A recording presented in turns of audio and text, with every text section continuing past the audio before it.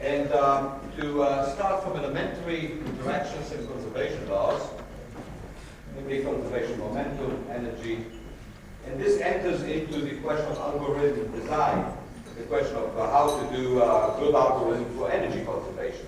So how to integrate the question of energy. This will be maybe a subject that will come up. And end up in the end with physical properties. Of course, inside this elementary interaction is the question of potentials. So we want to start from that and end up with rather complicated and rather difficult issues. This here. Now, the steps in setting up a computer simulations are first. It's very useful to identify physical phenomena worth simulating.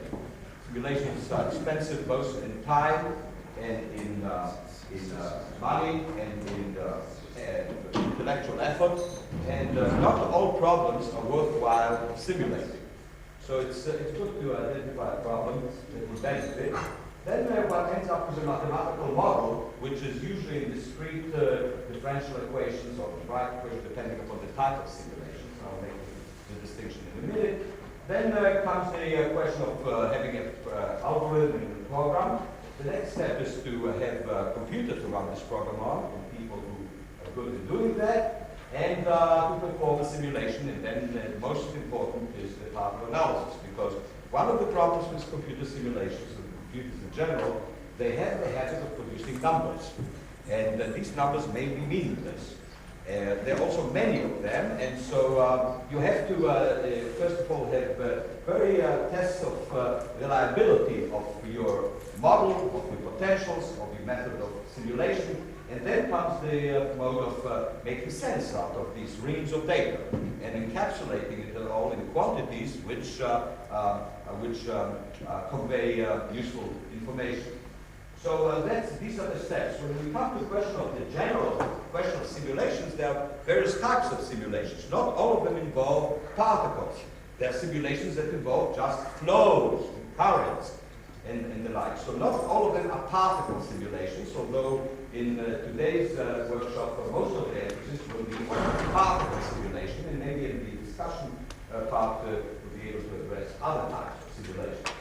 Now, it's very important to keep in mind that you have to have the human element behind these simulations. And I like this, I don't know who said it first, but whoever it was right in my opinion. An infinite amount of artificial intelligence is not a substitute for a finite amount of human intelligence. And you have to inject a lot of human intelligence decision-making in what you're doing. The other one is the same Bernie Older, one of the people who started this thing in 1960, so supercomputers are for super problems. Not all problems need to be thrown on the supercomputer. On the other hand, there are many, many very good old problems that would not be able to be solved unless you use supercomputers. So one has to keep balance in mind. Let me go to very briefly, as I said in the first introductory talk, there are scales. I mean, you can simulate the large-scale structure of the universe on a computer. This is being done. You can simulate electrons and Born-Oppenheimer potential energy surfaces and the dynamics of these surfaces. And this is being done. So we go from one extreme to the other in space and in time. And I will start from a rather low, on the scale of the universe, small scale, and that's the snowflake. This was shown here before. Here's a simulation of the formation of a snowflake. This is not a particle simulation. This is a simulation which involves fields, namely the propagation. The different colors here are different times in the propagation of this particular structure. Here's an example of simulation of sodium chloride. This is how a sodium chloride cluster of 32 molecules of 16 molecules of sodium chloride. Sodium 16, chloride 16. How a low temperature cluster looks. Sodium is in red, chloride is in green. If you heat up this cluster, it changes its structure, and it looks like that. So you can simulate small systems like that and study them again. You can go from these and study, for example, the attachment of an electron to a small cluster of water molecules. Each one of these things that you see that in red, for example, in the right corner, OHH, it has two lobes, these are two hydrogens. Each molecule is a different color, and the blue dots are the distribution of an excess electron of that. This is a quantum mechanical simulation. You can simulate the motion of dimer of rhenium atoms on a tungsten surface, and the motion is performed by this way. This is field ion microscope, and pictures from Ehrlich's work. Our dimer moves on the surface, and it moves in a correlated way like that. And simulations have explained why it is. It's actually moving faster than a single atom. And but let's not. I'm just bringing an example of fields where computer simulations do shed light. Then you have a tetramer of a metal atoms, platinum in this particular case, moving on a surface of a metal, and they move in a correlated way. Why do they move in this manner? How do they move in this manner? What excites these motions? Computer simulations help to study that. Here's a patch of platinum or gold on the substrate of graphite, and you see that going from the left frame A, B, and C, there are fluctuations in the structure of this thing. Computer simulations explain that type of phenomenon. It's important to emphasize here that today there's a direct coupling between the level of resolutions that you can see in experiment and what you can achieve in simulation. So there's sometimes direct correlations. One doesn't want to extrapolate anymore. One doesn't have to apologize anymore to much. One can directly simulate this as a high resolution electron microscopy. You see the scale, 10 nanometers, you see actually actual individual atoms in the fluctuations in shape and structure of this adsorbed cluster of a metal. Finally, the simulations can explain the liquid to solid interface. This is the particular case of silicon. On the left there, you see the side view of the, there should be something to use for that. This left, you see the crystal structure from the side, solid and liquid on the top. This is the density profile. It cuts off very abruptly between the liquid to the solid here. On the other hand, if the liquid is silicon 100 exposed, you see microfaceting with 111 facets in equilibrium between the solid to the liquid. And here's the experiment that was done after this thing, and it shows this. This is an experiment of a solid silicon exposing the 1 surface in this direction and facets in the 111 facets, which lower the surface tension. You can look on question. This is another picture of the same surface. Sheared liquids, you can look on those. You have two solid boundaries. These are the red, and the green is the liquid, just a snapshot, and you can see layering here. And of course, you can, Mark will show how you can quantify all this quantity. Let me say that the future, I think, is very promising for these methods. I don't like to be a prophet, but I think that there's great discoveries to be made and a lot of exciting research. And besides, it's a lot of fun to do. So now, with this short introduction, and I think that everything is ready now for, shall I expose what you've written? No. Okay. I think I'll turn the stage to Mark Robbins from Johns Hopkins University. What I'm going to end up talking about is simulation of boundary lubrication, and stick-slip motion is a phase transition. The main point of putting up this slide, though, is not the title, but so you know who the collaborators are in this work. Most of it was done with Peter Thompson, who's now at Exxon, working with Gary Grass, who's been involved in the latest stages.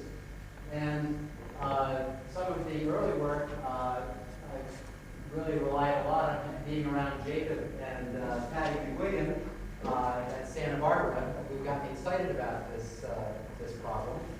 And I should also mention that I'll talk briefly about some stuff that was done in collaboration with Jim Belak, and we'll talk later on.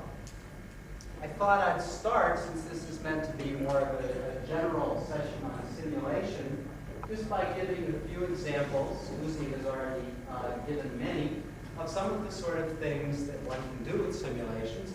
And of course, these are biased by being related to things I've done personally.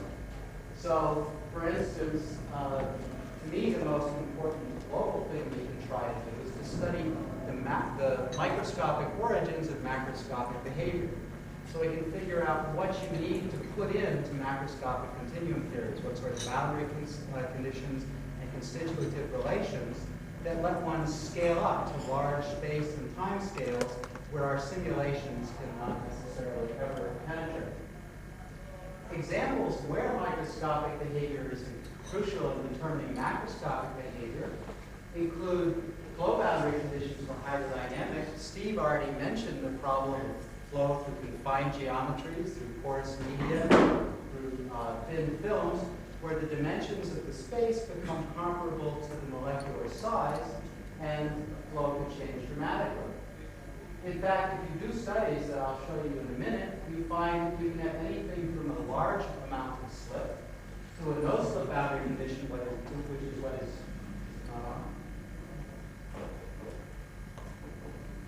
can you hear me?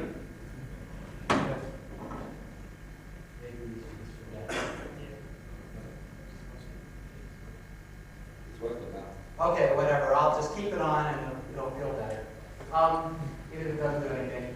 You can see anything from a very large degree of slip, that is almost no coupling between a film and the solid wall, to no slip, which is what you normally assume in hydrodynamics just because it works, to an entrainment of up to 3 layers, that is, they really stick and move along with the walls.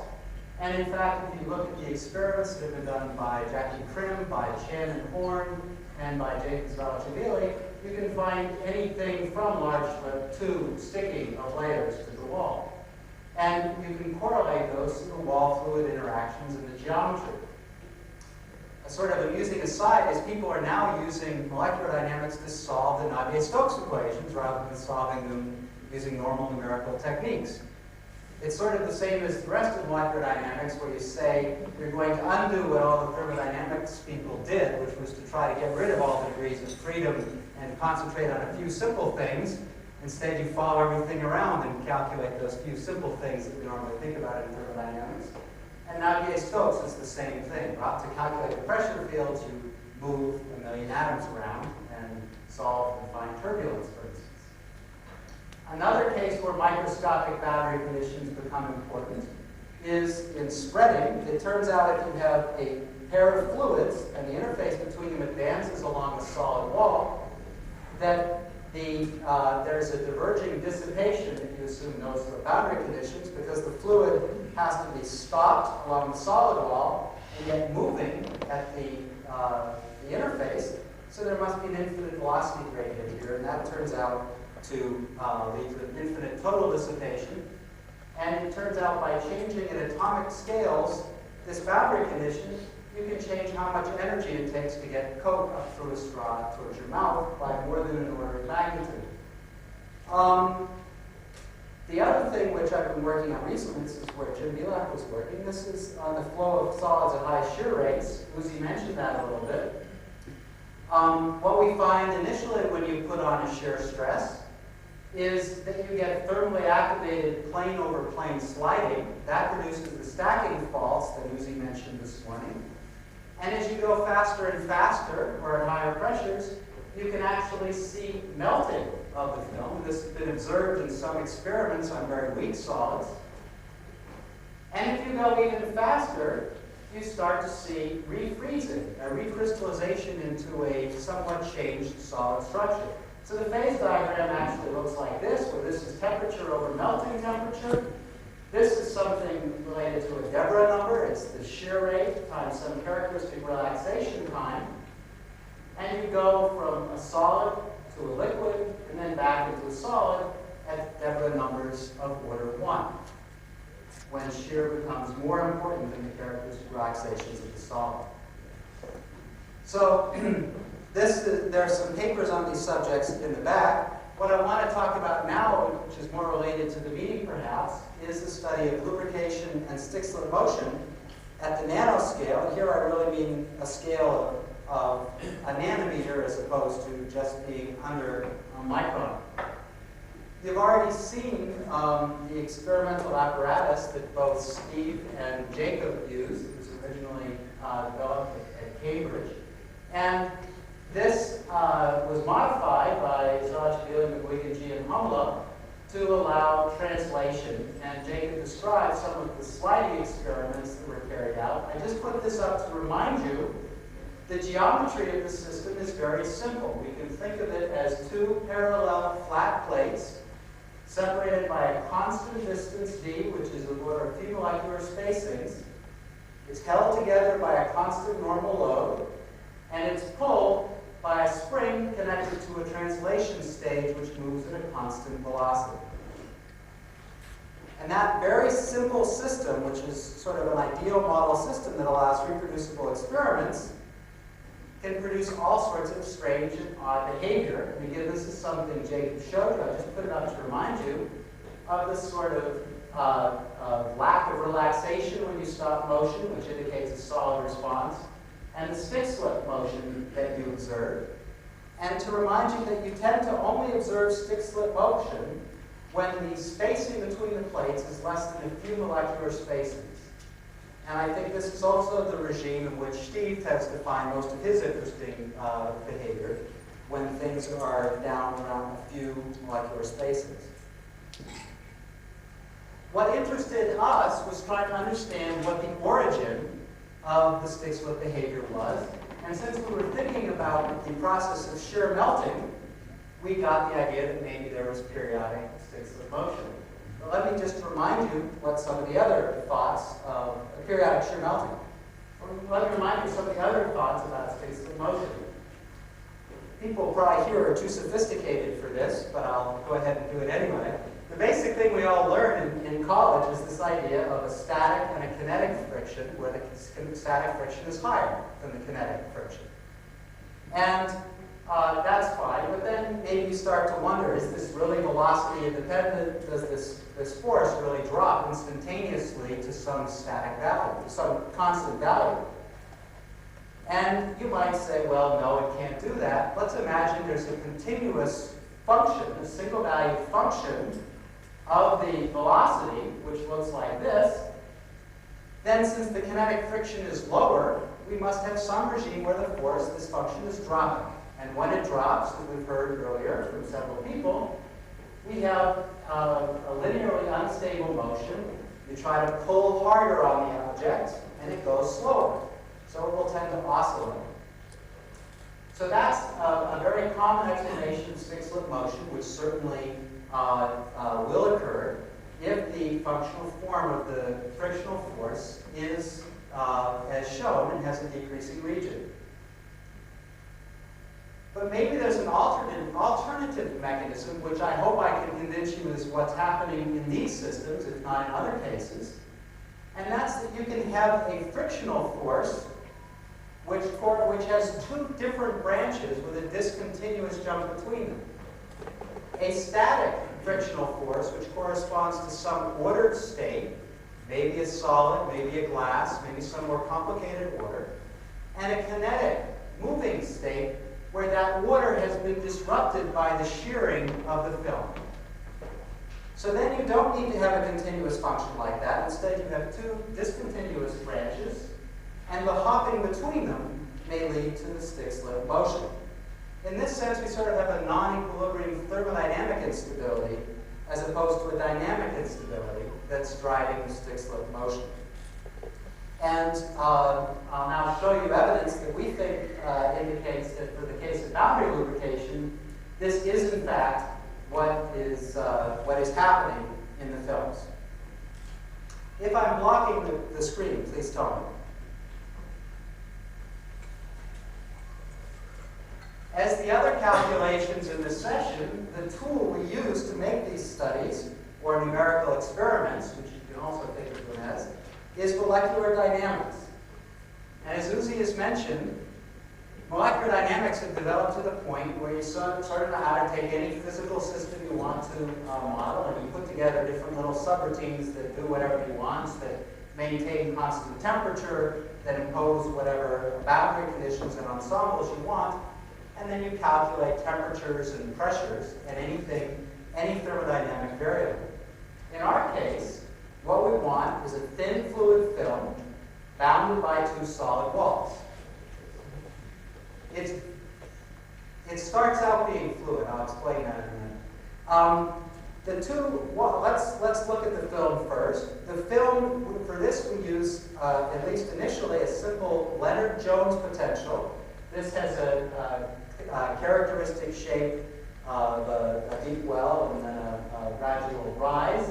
It's a very well-studied potential and sort of describes qualitatively many aspects of materials.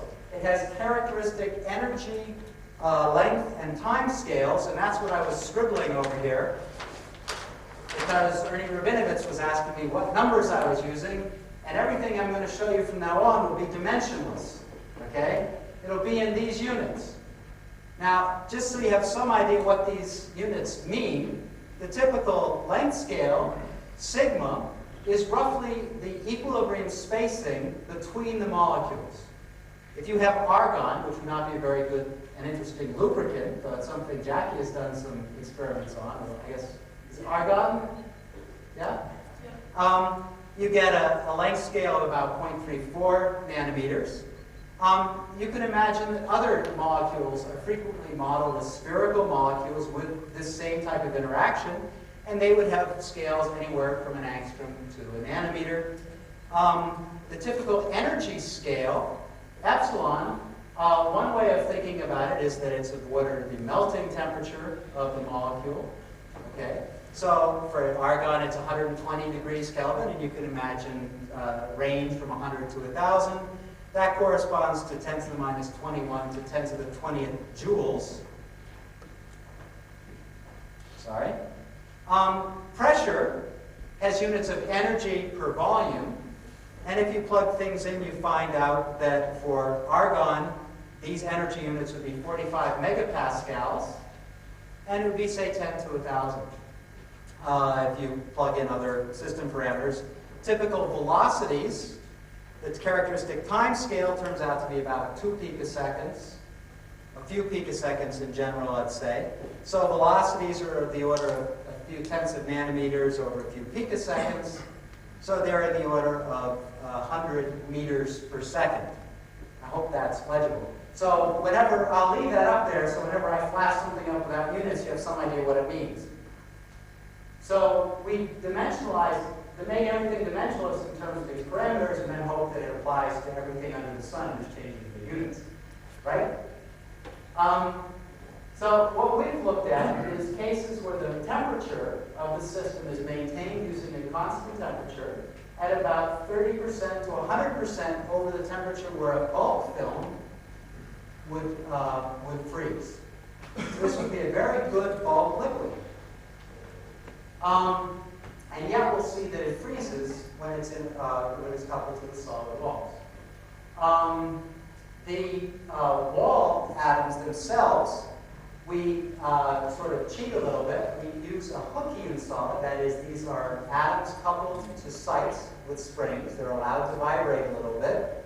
And the walls can be pulled through a spring attached to a stage that moves at constant velocity.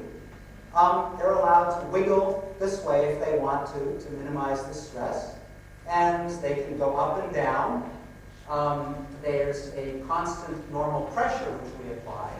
And the way you do that in a molecular dynamics simulation is you introduce another equation of motion that describes the dynamics of this separation. And the only other thing you need to add to the equations is some sort of mass that describes that degree of freedom. Okay? So there's a whole, these things are all very well identified. Uzi wanted me to sort of point out some of them to indicate how people build in details of a real physical system. Mark? Yeah? Are these considered to be spherical point molecules? These molecules interact with the fluid also through a Leonard-Jones potential, but the parameters of that potential are different. They have a slightly different length scale and a different energy scale, and we've played with those over a wide range, like 2 decades. But they're basically spherical molecules, and they're confined to lattices. And it's very important. People had in the past done smooth structureless walls, but then you don't know whether they've moved. So they're no good for doing experiments of shear. It's crucial to have this atomic structure in the walls to do studies of shear. Okay. I've already said we do constant normal pressure, shear stress from the spring that I've got drawn up there. We can also, unlike experiments, really force things to move at constant velocity or at constant force. We get infinitely strong or infinitely weak springs. We have a geometry, as Uzi showed, which is confined in this direction and periodic in the other two directions. And we've looked at spacings from 1 molecular spacing to 28. And typically there's about 100 to 200 molecules per layer. That's the rough size of the system. So how does the solid being next to the fluid affect its structure? There's been a lot of work on that by a whole lot of people. Steve mentioned, and I think other people have mentioned, this oscillatory order or oscillatory density that's produced if you look at the probability of finding a particle. Uzi showed graphs like this. You get oscillations and you tend to see a bump near a wall and then another layer and then another layer. And that's all introduced by the pair correlation function. Someone asked earlier today, what about the order in the plane as opposed to perpendicular to the plane? And it's that in-plane order that turns out to be the most important thing in determining the response to shear. That's telling you how rough this wall is, how likely it is to pull along the fluid layer next to it as it slides. And we can measure that degree of order in different ways. We can look at the probability of finding a particle at any position relative to the solid atoms. Or we can calculate the structure factor, which is what we see in scattering experiments. Does that need to be moved higher? Yell if you can't see something, please. That's the structure factor that we should reveal in the scattering experiment. And it should have peaks, should have delta functions at the periodicity of the underlying lattice. And this just shows for one particular case. You can see the green dots show you where the atoms are of the underlying wall. And this shows you that in the fluid layer, the first layer above, the atoms tend to sit over the holes in the wall. And then in the second layer, they tend to sit over the holes in the first layer. Okay?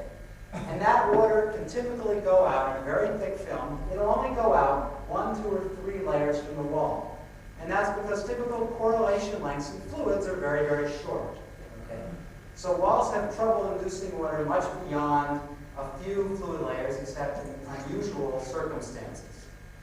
And this shows something in reciprocal space. These are the delta function Bragg peaks.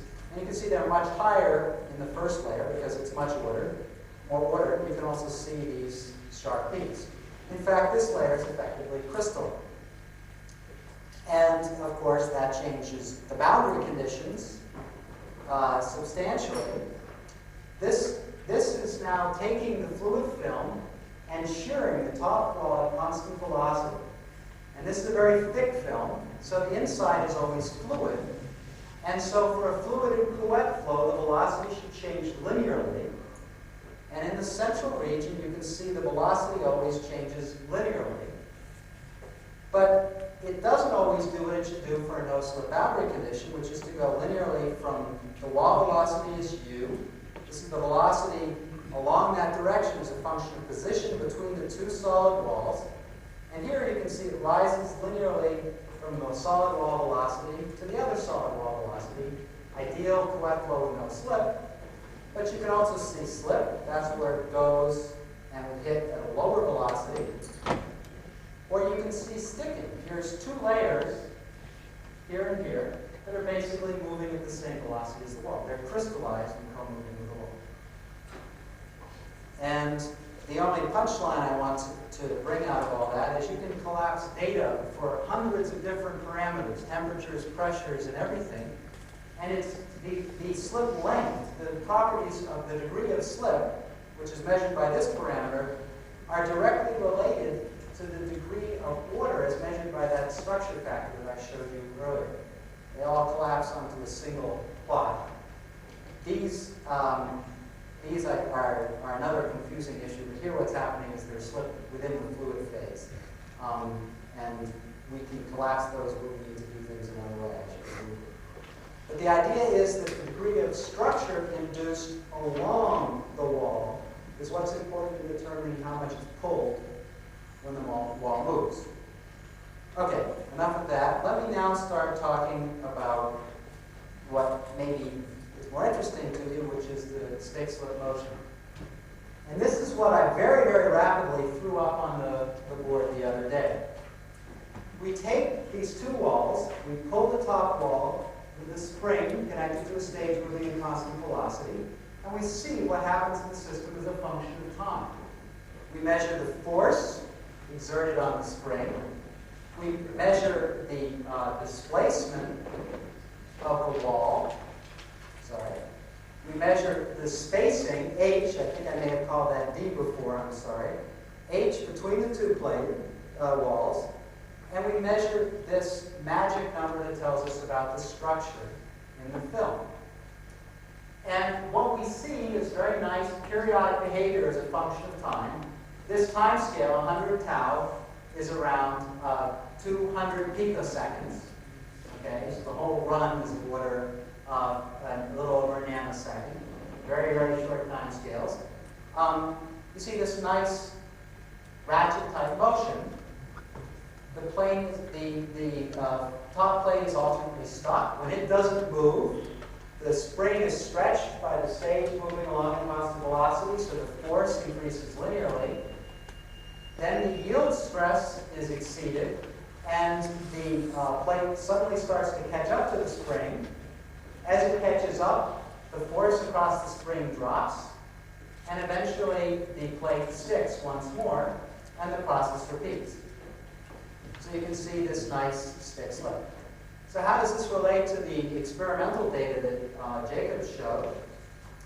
Well, first of all, this characteristic scale of the yield stress, this force, is consistent with the energy, the yield stresses that are achieved both by Steve and by Jacob in these films. Their characteristic energies, stress in the order kT per molecular volume. This displacement is only about 20 molecular spacings for this case, but that's just a function of how weak the spring is. If I have a weaker spring, then the plate needs to move farther in order for the pressure to drop. And basically, the stage will continue to move until this force, sorry, I should say pressure, I meant shear stress, so the shear stress has dropped enough that the thing can recrystallize. So if I have a weaker spring, this will go farther, and you can show by varying the spring constant, your simulation, you can make this be 10 times or 100 times bigger, at which point it's bigger than the size of your simulation cell, so you don't bother to extend. So the experiments are weaker springs, and they see larger displacements typically. And except maybe in the STM, where the springs would be stiffer, you'd see a smaller displacement. Whenever you get the melting, the plates move apart. That's natural. When you have shear in something, there's always a normal force because particles have trouble getting by each other. They tend to lift apart so they can get by more easily. What's most exciting here, and unexpected perhaps, is this change in the order. This ratio of structure constants is related to the Debye-Waller factor, which tells you how strong the scattering is compared to what would be at zero temperature. A perfect crystal would have a Debye-Waller factor of 1. We've done some recent work that shows that in general you get melting when the Debye-Waller factor drops below 0.6. It's a criterion like the Lindemann criteria that tells you when solids would melt. So this is a good solid order. And then during the sliding, that order is lost and it drops way down. And remember I showed you a plot relating the slip conditions to the structure factor, the same quantity. It turns out no slip occurs right around 0.3. So this is a value of the order which is something which would give you slip in an ideal fluid. Okay? The solid order is totally lost during this sliding event. And I have a videotape which may or may not work, which shows that loss of order. Well, the next thing we wanted to do is to see how this behavior changed as the velocity increases. And what you find is that the stick slip becomes more and more erratic as you go faster and faster.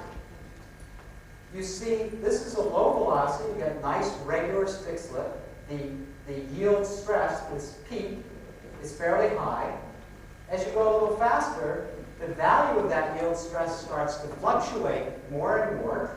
The average value starts to decrease. Even faster, you see periods when there's no sticking. It's just sort of oscillating. It's moving along fairly constant velocity. Occasionally, you get little sticks. And finally, at higher velocities, it's just a very erratic thing. Once in a while, something sticks.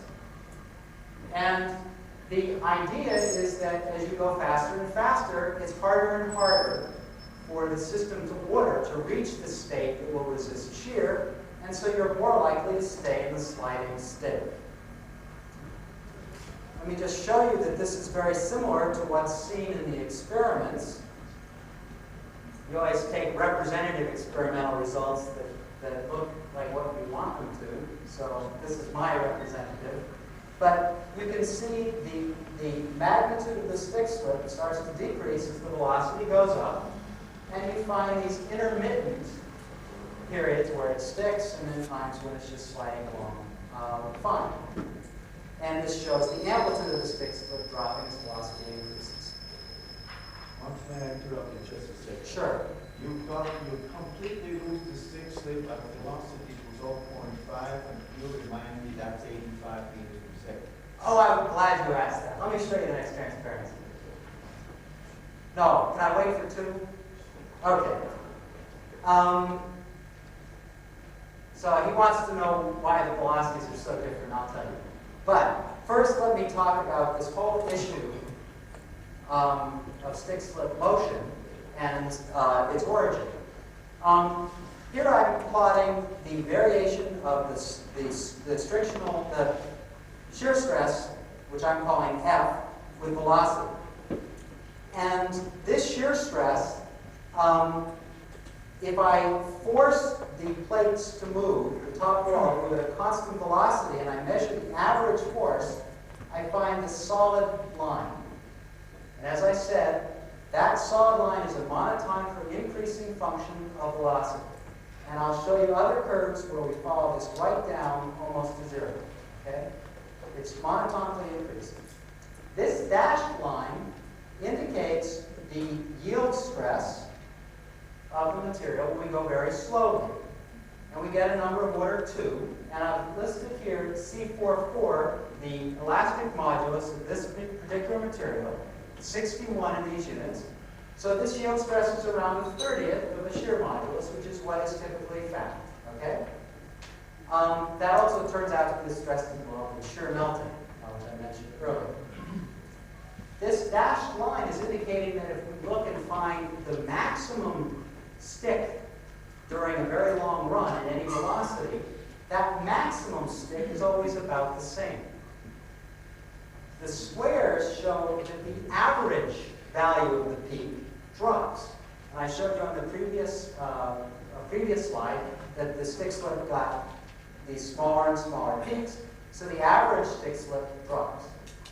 Now, suppose you don't have a computer which can measure things at infinitesimal timescales. What would you see? You might very well only measure an average, a time-averaged force, right? And that time average, in this case, would reflect spending part of the time stuck in a static case and another fraction of the time in the sliding case.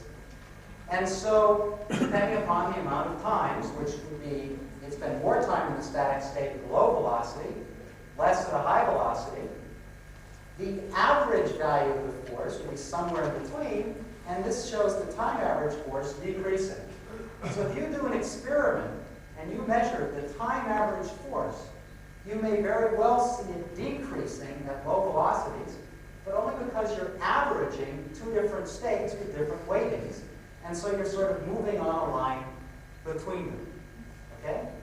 And in fact, you may also imagine if you have a big system that the sticks and slips may occur in different regions at different times, so that even if you could resolve the time, the spatial averaging might produce the same effect. So you might still think you had a decreasing region and say that was the cause of stick slip, whereas in fact we would argue in this case it's the inherent thermodynamic instability that's led both to the effective average decrease and the stick slip motion. So that's the key point. Now, what we find when we do a run instead of constant velocity at constant force is it spontaneously will recrystallize at the point marked by the arrow. And that would give us also our critical velocity for this particular system. That is the point where we would no longer see stick slip motion. So it just would spontaneously freeze at that point. The problem, of course, is that this velocity is rather a few orders of magnitude different from the observed experiments. And in order to understand why, we have to understand what determines the critical velocity in the first place. And the answer, which we originally thought was the answer, is that it was determined by the time it took for the order to occur. If you could order the film in some time, you'd have to be working at a velocity which would be smaller than a lattice constant divided by this ordering time. And in our case, that ordering time was of order, the time to move, was of order this characteristic time tau, and our critical distance, in Rabinowitz's terminology, was basically one lattice constant. So we thought that set the scale. It does give an upper bound, but it's not what actually determines the critical velocity. What I show here is the measured critical velocity in our simulations as a function of mass. And you see that it scales as 1 over the square root of the mass. Our walls basically weigh the same amount as the fluid. They're 2 layers thick, and they have the same area as the fluid. The walls in these experiments done by Jacob and Steve weigh about 10 grams. You've got this whole big chunk of glass, and it's working on a little area about 10 to the minus 5 centimeters squared. Okay? So there's a huge mass involved in the experiments. Why is that important? I've got this big thing sliding along with a lot of kinetic energy. In order to stop it, I have to bury its kinetic energy somewhere, and the only place to put it is the film. So the film needs to be able to absorb an energy equal to the kinetic energy. And that energy, the maximum energy you can imagine a film absorbing, is of order the static friction times 1 lattice constant. Once it's gone a lattice constant, effectively it's back to where it was, and it can't remember what it was trying to do in terms of ordering. So if you equate these two and calculate the velocity in which the quality would hold, that would say the critical velocity would be of order this. The square root of a lattice constant times the static frictional force divided by the mass. And that's what gives you this 1 over square root of mass dependence that we verified with the simulations. And we find, depending upon whether we do things like have commensurate walls, incommensurate walls, rotated walls, polymers, or round molecules, we've studied all of those different things, that this prefactor C can vary by an order of magnitude. And if you plug in experimental numbers, you get a number which is in that range. So, at least in our understanding, this is what is behind the very big difference. They have a mass 15 orders of magnitude larger, so that their velocities are about 7 orders of magnitude lower. Now, we had originally thought that this decrease in velocity came from something totally different. And that is the slowing down of dynamics that Steve described in his talk on Monday morning. And we thought that that slowing down was related to atomic structure. That if we had chain molecules, that somehow those would get intertwined, and that would give us some very long relaxational times. Because for spherical molecules, no one has seen long relaxation times.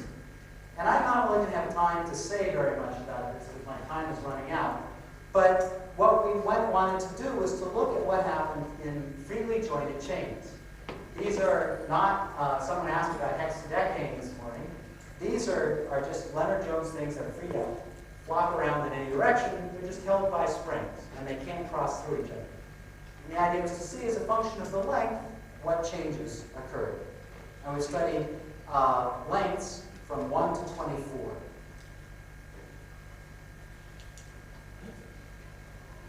Well, what happens as we increase the pressure in these films is that the spacing between the layers decreases. I've got results for 1 MERS, 6 MERS, and a few for 12 MERS on this plot. The amount of water, this is this Debye-Waller factor that I've talked about before. If you have a monomer, there's a sudden rise, and it crosses this magic value of 0.6, and on this side, we have a solid between the plates, and we see stick-slip motion. For the polymers, there's no clear-cut transition. Okay? There's just a gradual rise, and if we look at the diffusion constant, instead of suddenly dropping to 0, and I apologize, I realize the zeros for the left axis and the right axis are at different places. The polymer is not going through 0. Okay? The solid is really 0 here. The polymer is 0.001, which is our limit of being able to see it. Okay? If we took a bulk polymer under the same pressure, the diffusion would be right there, where I've indicated with the blue arrow. So the walls have really changed the diffusion and then also the viscosity dramatically at these length scales. So let me skip. Yeah, I know. I'm going to skip. Let me just show you. You get stick slip for 6 MERS. You don't see the same dramatic changing in water that you did before.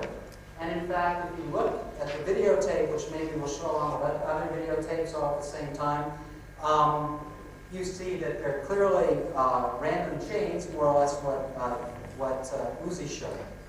Let me just tell you that one of the surprising things is you look as a function of chain length at the force versus velocity, and this is in the sliding state, the constant velocity, there's very little difference. And the critical velocities are very little different. And the reason is that the slip is occurring at the wall. And therefore, this, let me just not show that, I'll just tell you. The slip is occurring at the wall, and so they all look more or less the same because it's always the same wall polymer film interface that it's sharing. And yet, we still see a strong velocity dependence of the viscosity, which looks frighteningly like the thing which was shown to you by Steve earlier in the week, where if you take the viscosity, which would be basically force over velocity, as a function of velocity, it's decreasing with a power law of around 2/3. What that's saying is there's a lot of relaxation times in the problem. As you go faster, you move so fast, some degrees of freedom can't relax, and the viscosity drops off. If you're at a low pressure, the maximum relaxation time is still pretty short. As you go to higher pressures, you see this move out, and apparently in experiments, you see the same sort of thing. So what you're seeing here is a slow glassification under increasing pressure of the fluid film, and I'll just flash up my conclusion since I see the chairman rising. Thank you.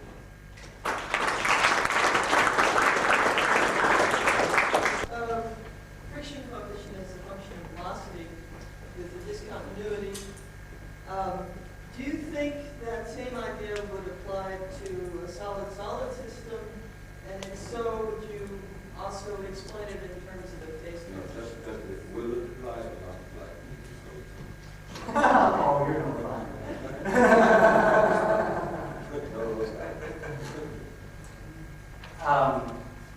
Let me say, when we do a single solid shear, we can also see that sort of discontinuity. Very interesting, you have very different behavior in different directions. You can actually see it if it's in one orientation or another, it just has another or discussed. You can see another shear force. In other words, you can see a similar discontinuity in the solid-solid system.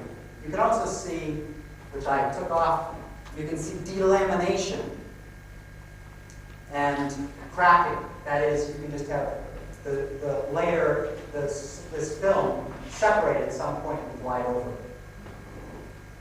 And that produces a sudden drop in this force velocity curve. Student questions?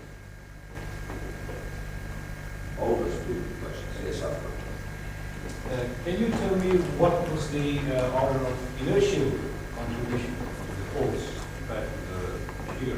Was it mainly a large inertial contribution which you have to subtract to get the force?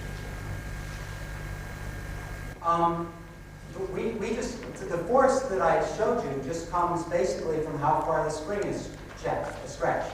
So there's no correction or anything for the inertial, from the inertial term. What would be relevant, I suppose, is the characteristic frequency given by the spring constant of the mass, and that was always higher than the typical frequencies we were looking at, so that the system could respond. Because these slips, it's a sort of a delta function on the system.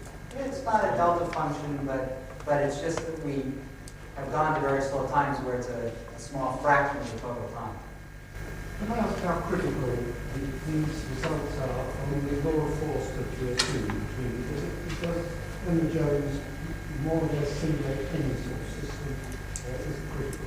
Well, one always has to worry about that sort of issue. My philosophy has been to try to see what generally might happen. I could imagine, for instance, that in hexadecade, the molecules might be a little more rigid. You might get some sort of more liquid crystalline-like ordering. But I would say that for a large body of fluids, the sort of results I have should apply. I can only imagine in specific cases where you've got rigid rods or something that there would be qualitative differences. You want to know quantitative numbers, that's much more. All the questions? Yes. Yeah, Mark, based on your simulations to date, could you project how you might expect qualitatively a fluid that consists of a mixture of structures to behave? Can we take this? This is a very general question. Can we take that and come back to Mark with the general discussion of the whole other presentation? Let's break for 5 minutes. Okay, as Uzi said, I'd like to talk about diamonds and specifically diamond tip configurations interacting with diamond surfaces. The reason why I really want to look at diamonds, I guess I'll have to talk very long. We really wanted to look at diamond because I'm Rich Colton's group, and most of you know Rich does a lot of AFM work, and we're interested in trying to use simulations to try and help explain what we see in an atomic force microscope experiment. So, as I said, we want to look at the indentation of diamond surfaces using the diamond indenter. First, this is some preliminary work that we've just done. We want to examine in particular the adhesion between the surface and the tip, if there is any adhesion, if there's any fracture of the tip in the surface, and if so, what's the atomistic mechanism of that fracture.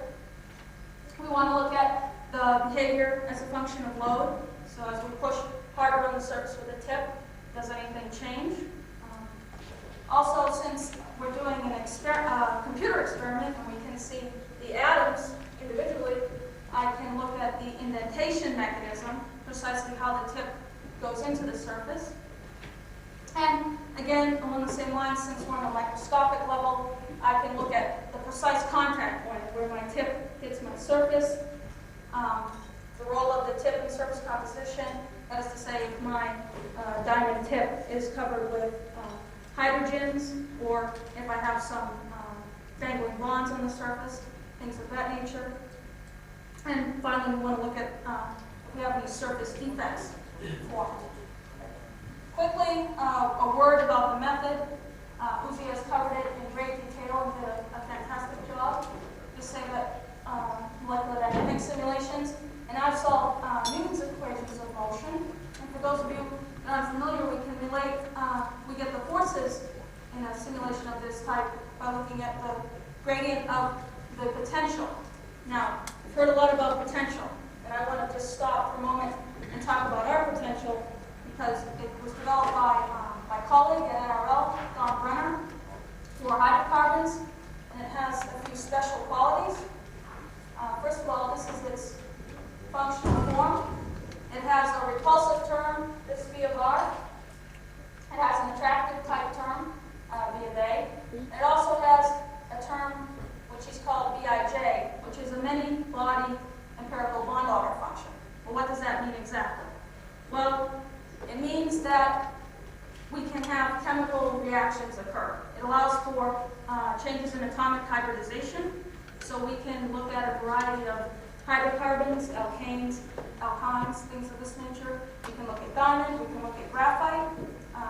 When Don was fitting a potential, he fitted to lattice constants of diamond and graphite, and also to bond energies for certain hydrocarbon molecules. So we believe that this is a pretty good potential.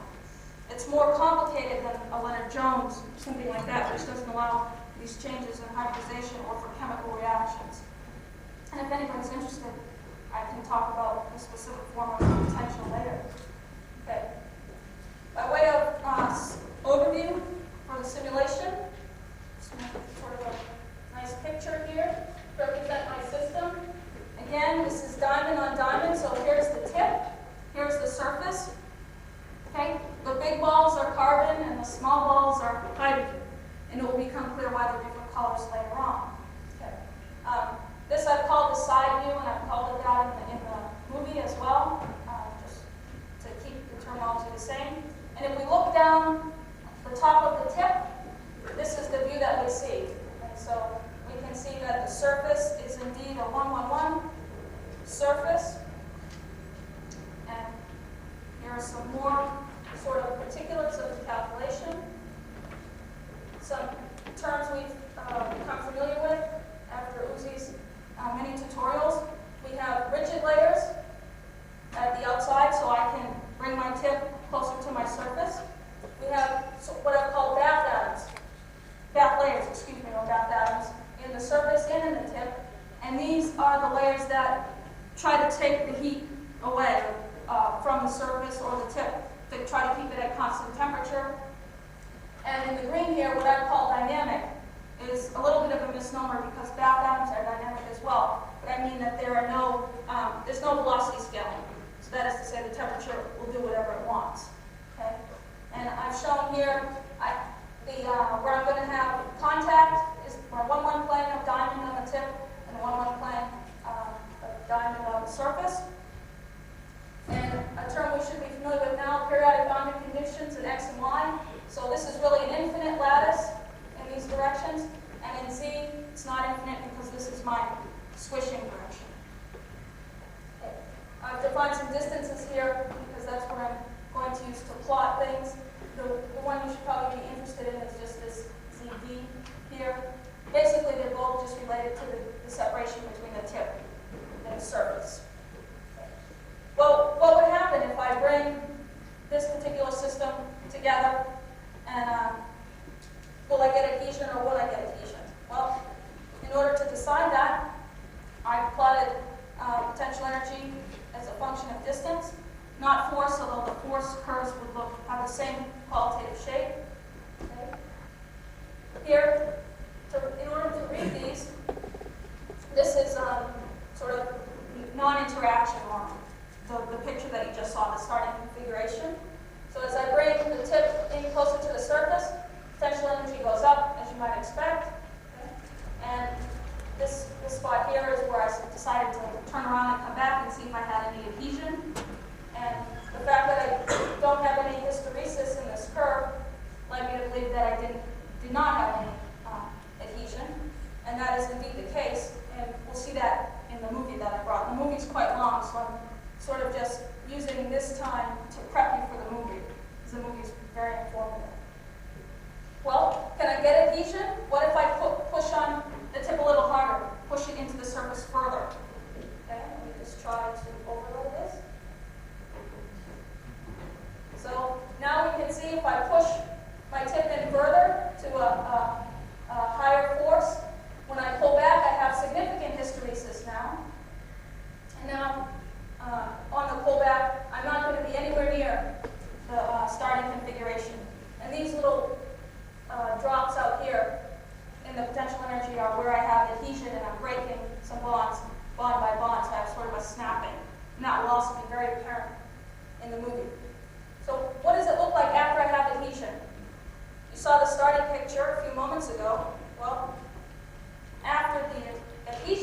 this is what it looks like. You can see the side view. I have material transfer both from the tip to the surface and in the other direction.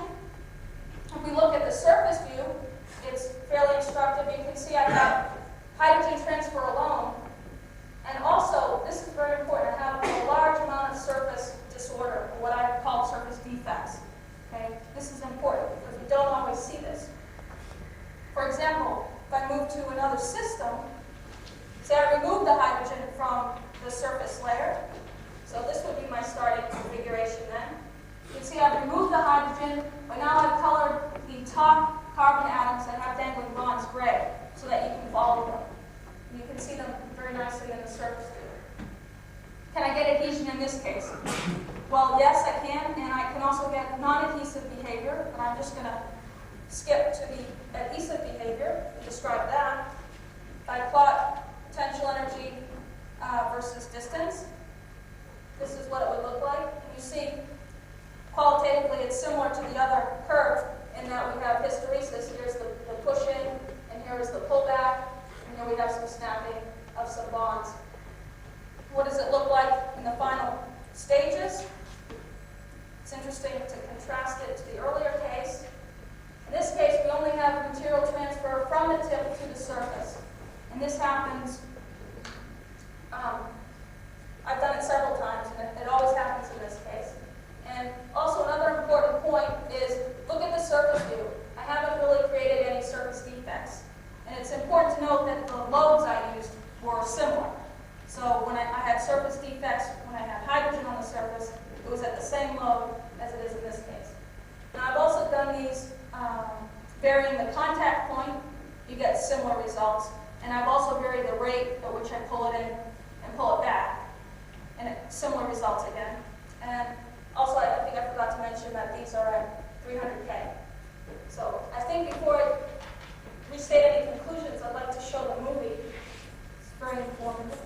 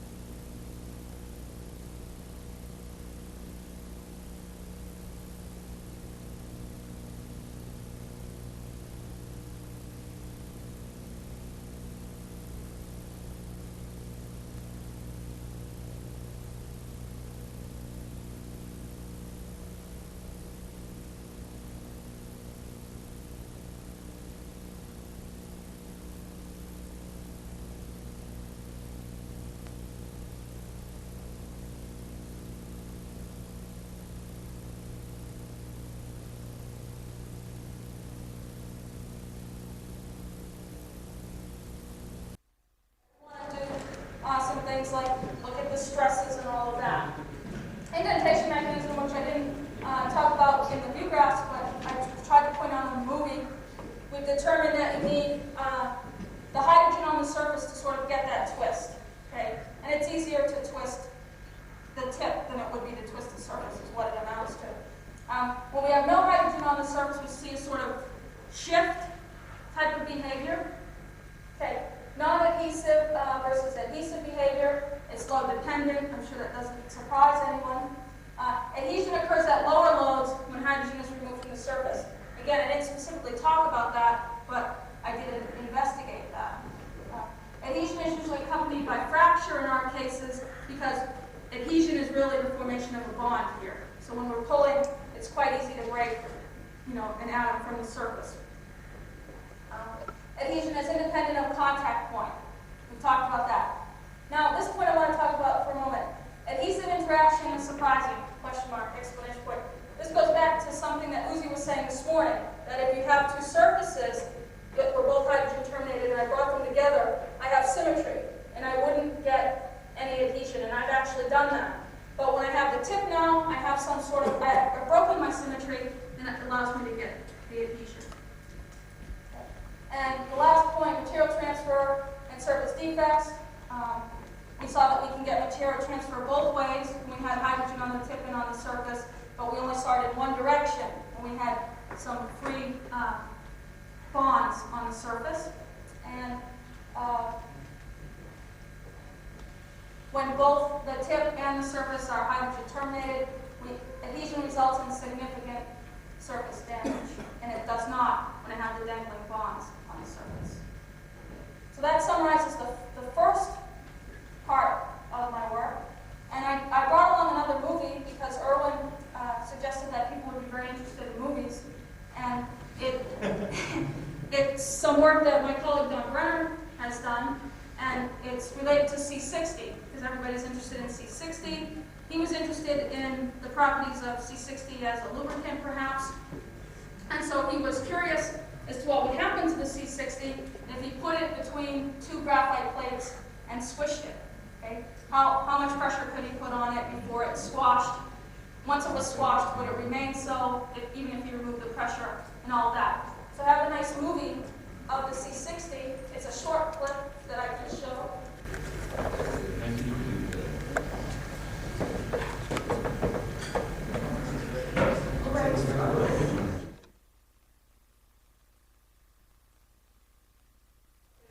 Preliminary. I have to go back and see about things like that.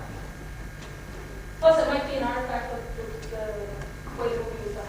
No, it's probably real. It's probably original camera. I see it in my simulation as well. Yes, please. On the non-hydrogen terminated diamond surface, what did the surface do? Did it reconstruct or form? It didn't seem to form rings or 2x2 or any of the normal things you might expect it to do. So what does your potential do? Does the surface contract or expand? The surface will contract. But that's all it does? Yeah. Why do you let it sit for a long time?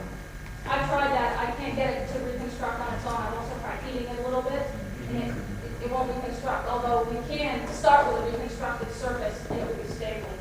Do you think that's the question of how long the simulation runs? The potential? Because I would think diamond would do something.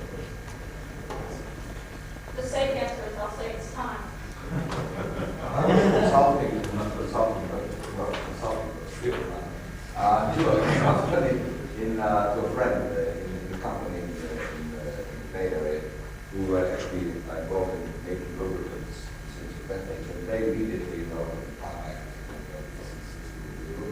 They put C60 in, but they didn't care to put it in high vacuum. They really wanted to realize the situation.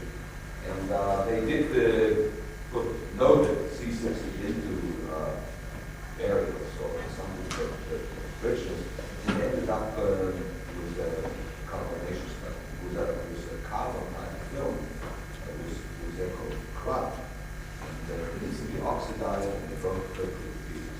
So it's an extremely interesting molecule, but it's apparently under the condition they say that I believe it was hotspots that started kind of radical reactions that broke this molecule to pieces.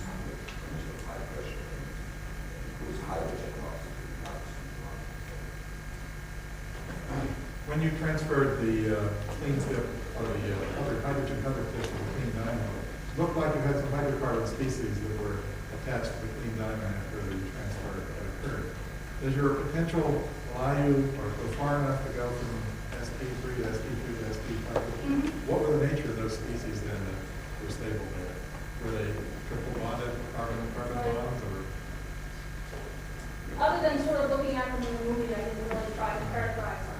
Some of them look, sometimes it looked like I had some radicals. Yeah. At other times it looked like I could have had double bonds. But most often I see just a single bond or a radical. It's probably important because the reverse reactions might be related to the diamond in film growth, and knowing what species are stabilized there could be useful in going the other way. Did you say diamond in film growth? Diamond thin film growth. And that's why this potential is developed actually. Yeah. Okay. Short. Judith, do you know whether or not when the adhesion occurs, that it occurs by breaking of the carbon-carbon bonds, or does it actually occur by dehydrogenation? In your simulation, can you tell whether the adhesion is occurring because of dehydrogenation or by carbon-carbon bond break? I think it's related to the symmetry question. When you push in the carbon-carbons and get close enough to sort of form a carbon-carbon bond. That's what I see most often.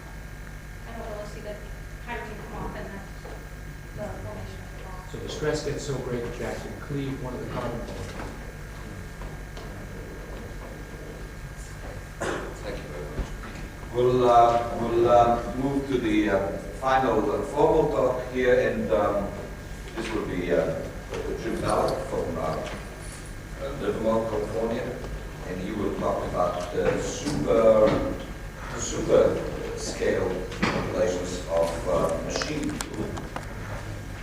I really don't consider it a super scale calculation. Geometry as well as the interactions.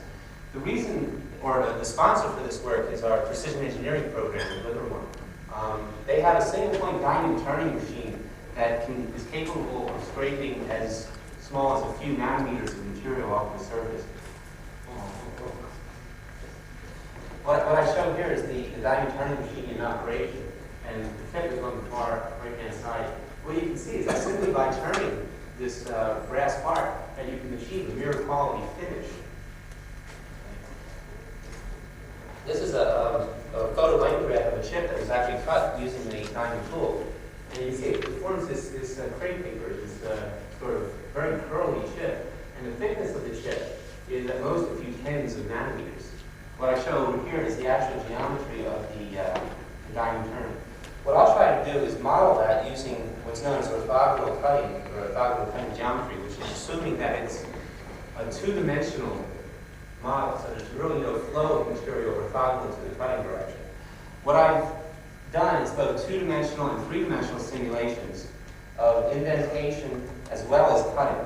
In the indentation simulations, I have a fixed boundary region, and the atoms inside are now free to relax according to the indenture, which is composed of atoms, which will be inserted into it.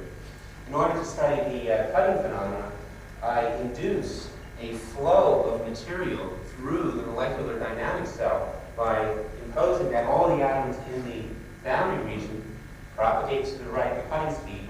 Every time it moves one lattice constant, I insert a whole new layer of material.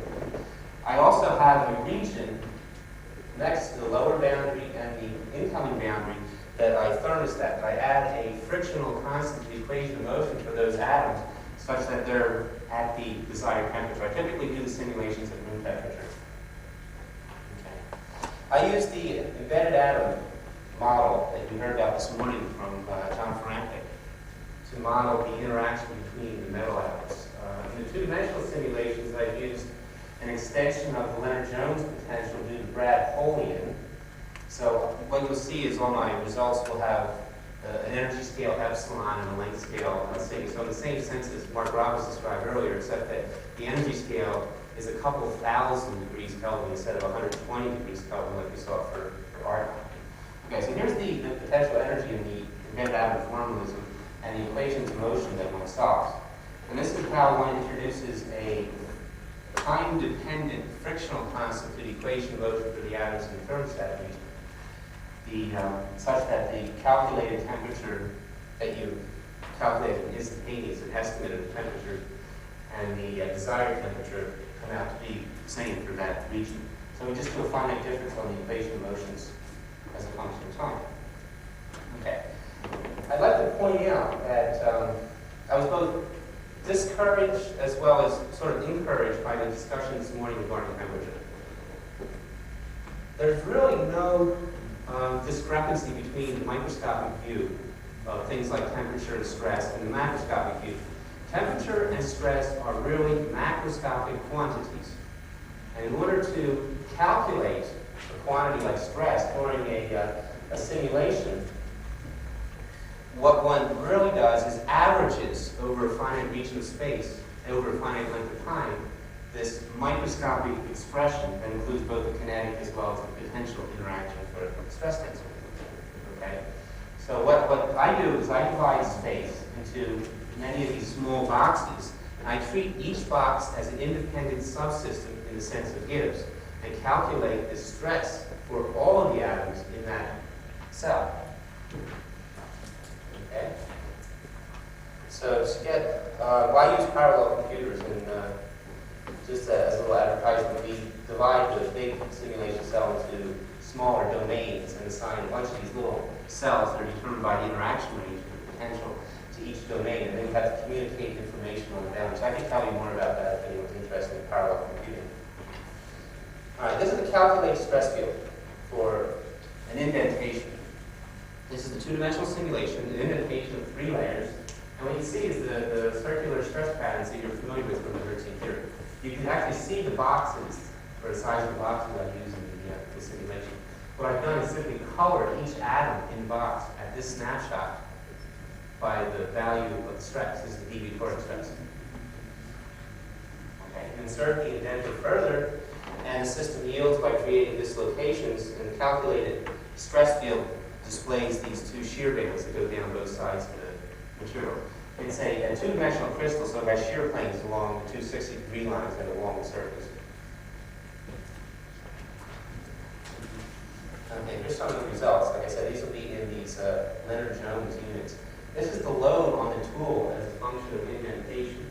Well, I find that initially the material responds elastically until it reaches a point where the first dislocation is created and the load then goes down. So it's sort of a critical yield phenomenon. And it builds up load on the other side until all of this region here is plastic work of the material, creating more and more dislocations. On this side, because the tool is composed of atoms, I can calculate the force on each atom and obtain a direct measure of the contact between the tool and the surface. The error bars, the points of the error bars are the values obtained from the molecular dynamics simulation. The circles are the elastic region, the diamonds or the triangles are the one dislocation, so it's yielded on one side, and the squares are the full plastic. The solid line is the Hertzian contact result. So even on this length scale, where the tool is only a few nanometers in diameter, the Hertzian result is quite accurate in the elastic region. Okay. I've also calculated the load divided by this contact area, and the result is on the left. I plotted it in units of the ultimate yield strength of the material. I've done the tensile experiment on the computer and pulled the material apart until it yielded and measured the yield strength, the ultimate yield strength to create a dislocation in the material. As you can see, again, the same thing, the circles are the elastic region and the squares are the full plastic. At the full plastic indentation, I obtained a hardness about 3 times this ultimate yield strength, okay, which is also the moment result. Now on the right-hand side here is the stress field along the axis of symmetry. The histogram is the molecular dynamics calculation, and the smooth curve is the Hertzian contact result. So I hope I've convinced you that the molecular dynamics gives the same result as what you'd expect from macroscopic continuum mechanics. All right. Proceeding further, This is a snapshot from one of the videos on the Belak. This is a two-dimensional metal plate, so the material is flowing by from left to right. The red atoms on the outside are the boundary atoms that are propagating at the finite velocity. You see the dislocations that are formed in the shear band that forms in front of the tool. This is 6 snapshots of the evolution. In a moment, I'll show you the video from this. That the tool comes down from the top and deads into the material as the chip forms, and you can see all of the work, the color bands, the color 16 layers alternate color to illustrate the formation of dislocations into the material. Okay. Going to even a larger scale, these simulations contain about 3,000 atoms in the total simulation cell. These simulations contain about 100,000. I use the same color band, so each band now still represents 16 layers of atoms, although you can't see them as good as the previous figures. These snapshots are taken 25,000 time steps apart, which is considered fairly long for a electrodynamic simulation. What I noticed is that there's a sort of a buckling in front of the tool on the upper left hand. And then on the upper right hand, the next snapshot, there seems to be a well-defined shear band that is formed. That band propagates into the tool. The cutting speed here is about 100 meters per second, so it's fairly fast. So the band propagates into the tool, dissipates, and it develops this buckling phenomenon again. So I get a segmented chip formation. Segmented chips have been observed in ultra-high-speed machines and very hard materials like titanium. So we can calculate, again, for the same boxes I was talking about, I can perform the simulation and just average over time for each one of those boxes the stress field. And so for a period of about 5,000 steps, I average that. This is the stress field during cutting. The bright red regions are the shear bands, and the brightest parts are the actual dislocation edges that are in the material. Likewise, we can calculate temperature. This is the temperature field during cutting. In this model, so far, we don't have any mechanism for transport of energy into the tool or transport from the chip into an atmosphere of convection. So once the chip gets hot, it stays hot. The material coming in from the left, the blue region, is thermostat at room temperature. It's about a quarter of the melting temperature. The material in the chip is about 6/10 of the melting temperature, so it's 700 Kelvin or so. Okay, to illustrate some results from the cutting simulation, these are the forces, or the force per unit width, measured in the simulations and some experimental results. On the left-hand side, I show several different tip radiuses. So this force per unit width depends appreciably on the depth of cut, the width of the tip, the tool tip, and so on. So what I do is renormalize that to calculate a specific work, or work per unit volume of material removed, and plot it versus the depth of cut normalized by the tool edge radius. And both the experimental and the simulation results appear to be collapsing on the same curve. It seems to be well known, at least in Shaw's book on metal cutting, that in the macroscopic region here, for very large depths of cut, that the slope of this curve should be -0.2. What we're seeing in the simulations for these nanoscale cutting is that the slope is about -0.6 or 0.7.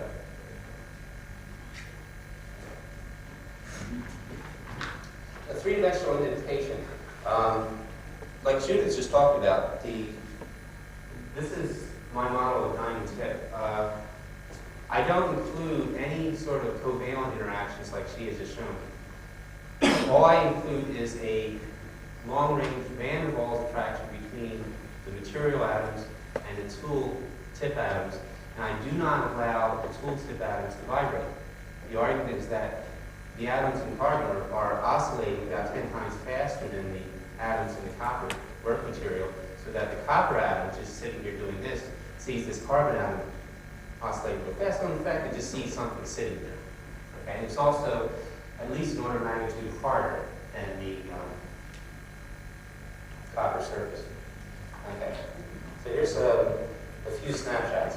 The initial conditions, inserting the tool all the way down. Because I don't allow the tool atoms to vibrate, I use a hollow tool, so I only consider interactions with the surface atoms for the first couple of layers on the surface of the tool. One thing that sort of amazed me, that this is an indentation of about 7 layers. In addition to, like, you can see a step on the surface, there are some dislocations that are going down underneath. The work material appears to have accommodated practically all the volume of the tool. So both the elastic and the plastic deformation accommodates all the volume that the tool. Okay. So here's a snapshot or a zoom in of that region. You can see there is some atoms that are popping up around the tip, but it's very small compared to the amount of volume that I've pushed the tool into. What's the interaction between the tip to the copper? It's a van der Waals attraction and a particle or tall sphere repulsion. There's no chemical interaction. Now here's a cross section at this. It's about 7 layers of indentation. So this is just taking the material, taking the cross section right through it. Quite surprising. I don't see dislocations, which I would expect by following the layers alternate like this. I would expect to see dislocation planes propagating down into the material. I don't see that. So the plastic deformation seems to occur only within the first 2 or 3 or 4 layers surrounding the tooltip. Okay, a snapshot of the surface after the tool has been removed. Here's that step I showed you earlier. The load as a function of indentation.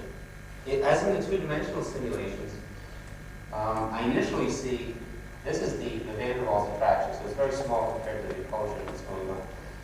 I initially see an entire elastic response of the surface until it reaches a critical load, at which it yields. The load drops dramatically, then builds up again, and I see successive events as I continue to drive the tool into the surface.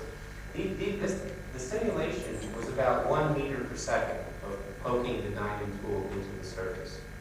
It took about 100,000 time steps to perform this simulation. Anyway, so in this region, when we're pulling the tool back out, I see several events where the load appears to have gone down to 0, and suddenly, as I'm taking the tool out, the load goes up again. So there's plastic deformation underneath the tool that's annealing out. So you'll see this in a moment in the simulation, in the animation. Okay, this is the scraping. What I do for scraping, of course, is just allow the material to flow by and just drive the tool down and just let it continue to flow. Okay, so you see a pile up of atoms in front, and there's a crater being, or a trough being plowed out behind the tool. This is a close-up of that scrape after I've taken the tool out of the way. You can see, again, the pile up and I went down about 4, maybe 5 layers in this simulation. And you see quite different things when you scrape with the sharp edge of this tetrahedral tool. It sort of forms a wake on the sides like a boat going through water. Okay, this is the forces for those 2 cases in front of the sharp. What I wanted to point out here is that, like the pure indentation simulation, the force rises rather sharply until it reaches a point of yielding, and then it goes down again. But the tangential force remains nearly 0 while that force is rising, that vertical force, the thrust force. Then when the material yields, it reaches a point where the material now buckles up in front of the tool, and then the cutting force rises quite dramatically. But you can see this in the simulation. While the deformation is entirely elastic, the material simply just flows underneath the tool. Then when it yields plastically and starts popping up atoms in front of the tool, then the cutting force then rises up quite dramatically. I see a coefficient of friction for the scraping of this very sharp, small, hard asparity of about 1.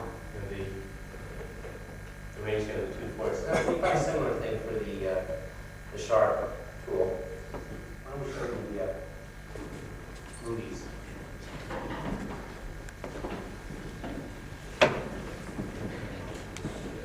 You have them?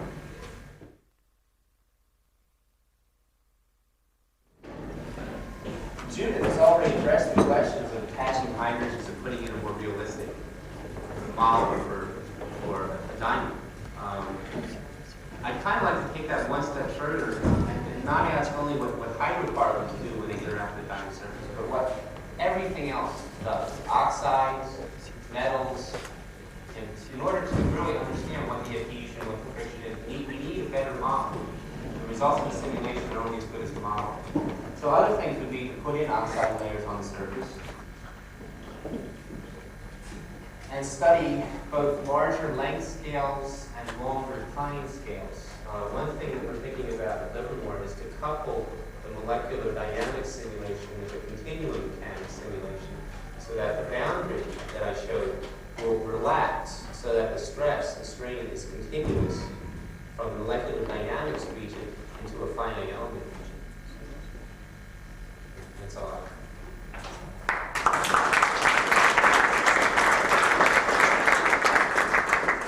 I suggest that we take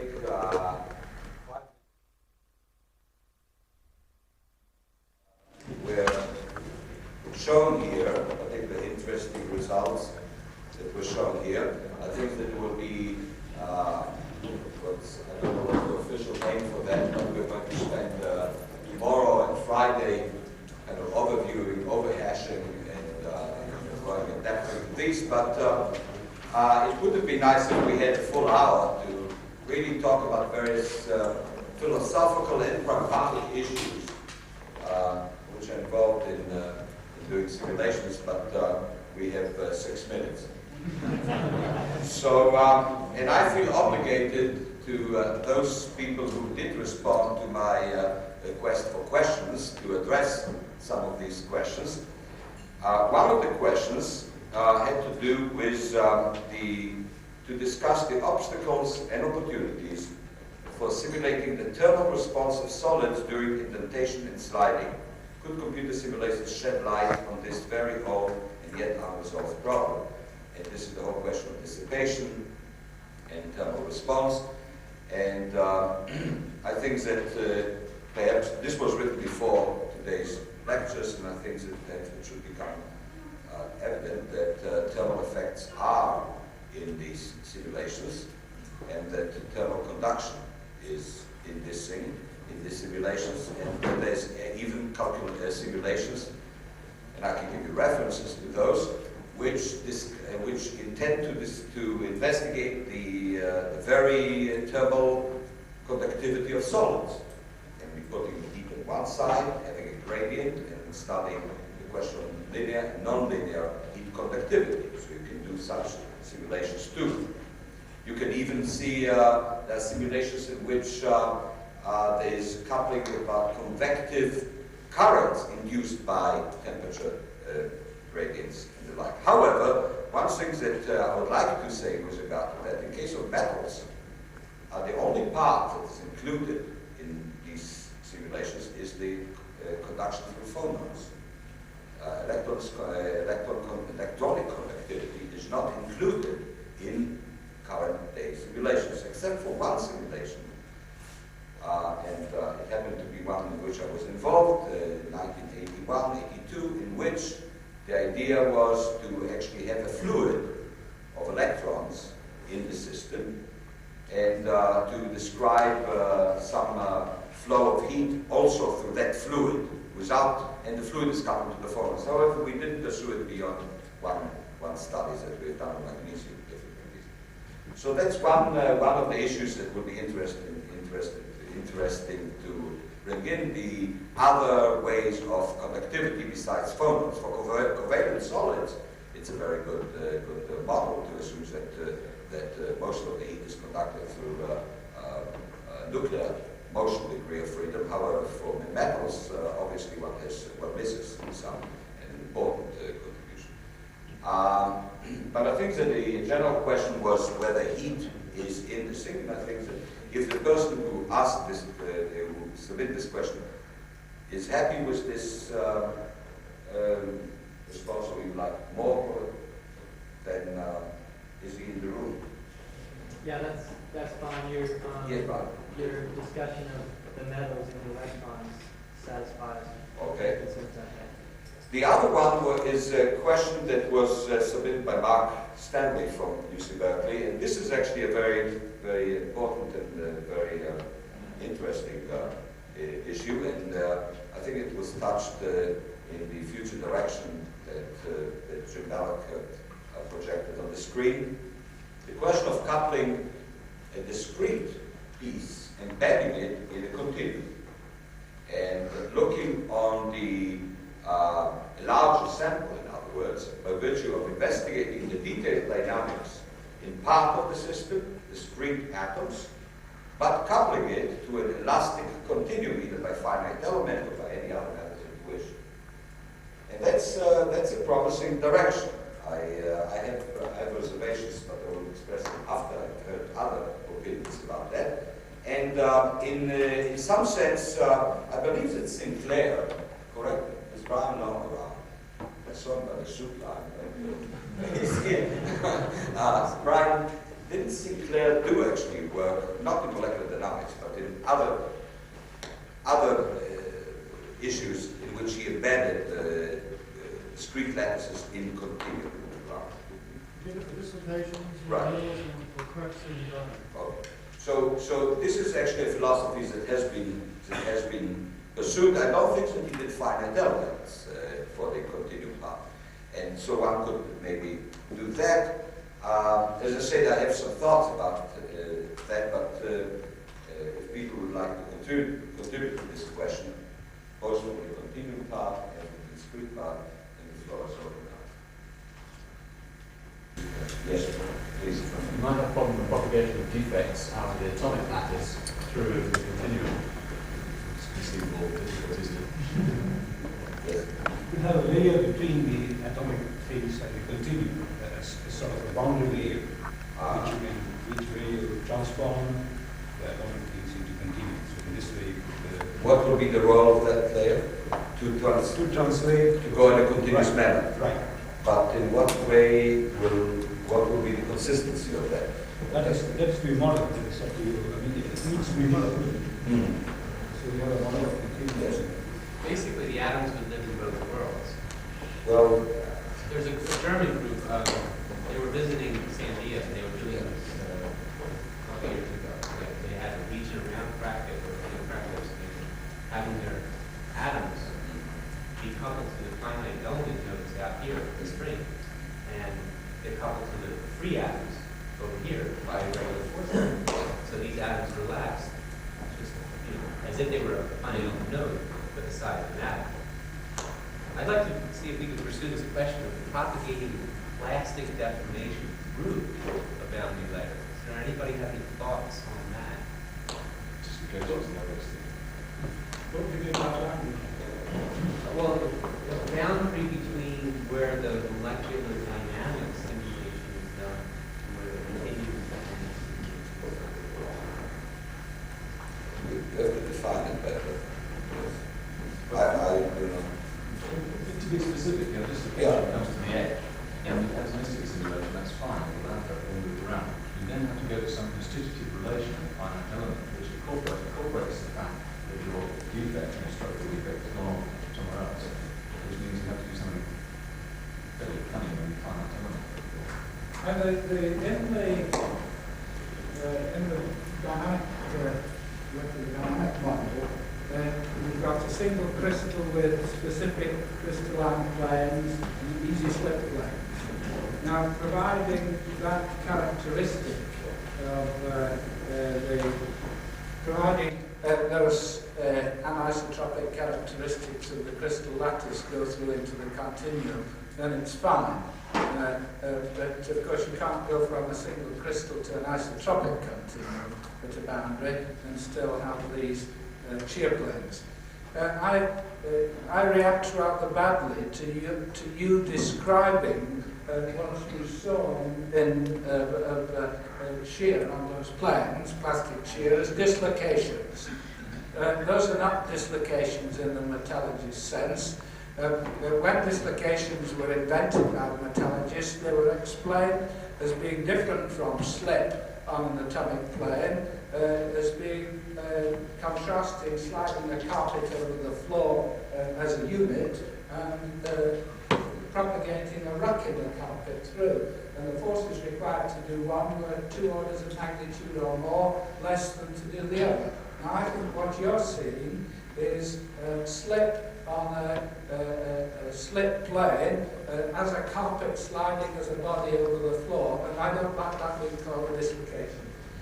For the layers that the dislocation is propagated down into the material, it was exactly the way you described the dislocation, because it'd be like this, the edge of the dislocation, the edge of the dislocation would propagate down, and behind it, the atoms, the planes of atoms would line up again. So the dislocation was a rather localized phenomenon. It was a traditional picture of a dislocation. Well, in that case, it isn't a traditional value of the yield strength. It's the ultimate yield strength. Yes. It's the stress required to create the dislocations. Another interesting thing that I see in the simulations is when I use this hard boundary underneath, the dislocations bounce off the hard boundary and come up on another slip plane. Is this something I expect to see?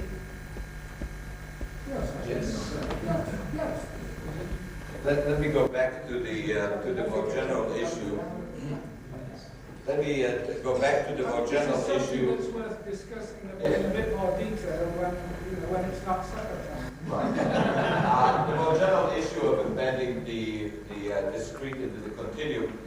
As I said, I have other reasons more philosophical ones why I'll be cautious about that. I will not dismiss this kind of idea.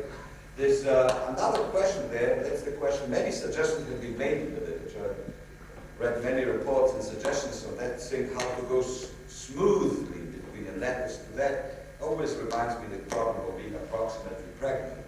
I mean, it's either a crystal in saying, or it's a continuum. And the approximate semi-crystal, I start to, my tongue starts to get knots. Uzi, just a question. I mean, would it not be possible to make the conjunction between the continuum and the specific discrete state by assuming a grain boundary, for example, as a sink for the dislocations, and then translating the dislocation to an elastic strain to accommodate the destruction of the dislocation at the boundary? By putting the grain boundary, you just propagated the lattice, just as you produced it. The idea is to get rid of the lattice at one point and to replace it by a continuum. You have a grain boundary with a discrete model on one side and essentially a continuum model. And it's not a grain boundary. Grain boundary is between two crystalline media, not between a continuum and crystalline. So it's not a grain boundary what you describe. It's whatever it is, something else. Yes, Mark. Just a very simple thing that worries me in some of these simulations is, of course, that elastic forces are very long range. In a two-dimensional case, we have a logarithm. We have 3 dimensions. We have 1 over r. And so if one has fairly thin layers below which one has a totally rigid substrate, one's doing a rather dramatic thing to the elastic stresses. That sort of effect, it seems to me, if you're going to be fixing your atoms at the boundary anyways, you've already lost any chance of defects propagating through. Maybe you can make a virtue of that sin by putting in some elastic Green's function, which allows that boundary layer to deform. That should be something you can include without worrying about. You can basically transform to a Green's function acting on the boundary and include the full deformation beyond that scale, and that might capture part of what one wants. I think that this is good food for thought and I need food for my stomach. So I take the prerogative of the German to not